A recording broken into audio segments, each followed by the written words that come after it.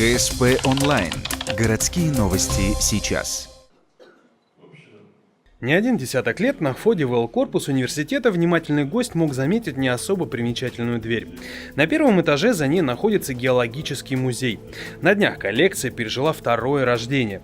Музей открыли после масштабной реконструкции. Она полностью изменила облик помещения, добавив к богатству экспонатов внешний шик. Совместный ремонт затеял как сам вуз, так и помощники из числа промышленных компаний.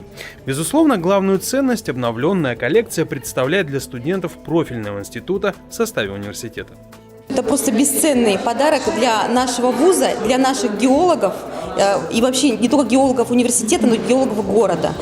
Кроме того, что здесь потрясающий антураж и так все красиво, здесь уникальная коллекция, которую мы, конечно, будем укреплять, еще развивать. И в этом тоже нам помогут наши партнеры, различные предприятия нашего города. За что им, конечно, огромнейшая благодарность. Впереди еще очень много работы, и я очень надеюсь, что мы слаженно сделаем этот музей просто уникальным для нашей республики, для нашей страны. Экспозиция разделена на два зала – исторической геологии и минералогии.